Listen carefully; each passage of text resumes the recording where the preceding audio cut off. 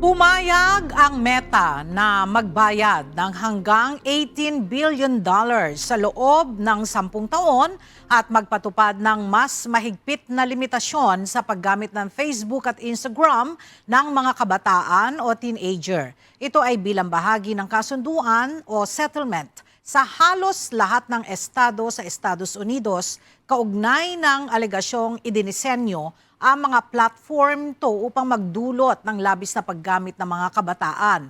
Kasama sa kasunduan ang paglalagay ng limitasyon sa paggamit ng mga teenagers sa 2 oras kada araw.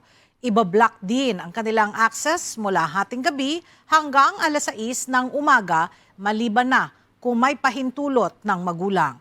I-disable na rin ang push notifications nito tuwing may klase mula alas 8 ng umaga hanggang alas 3 ng hapon at palalakasin din ang age verification measures lalo na sa pag-access ng age-restricted content.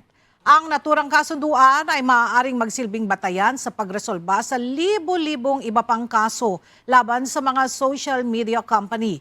Sinisikap naman ng mga pamahalaan sa iba't ibang panig ng mundo na limitahan ang access ng mga bata sa mapanganib na online content, kabilang ang Australia na nagpatupad ng pagbabawal sa paggamit ng social media ng mga batang wala pang 16 na taong gulang.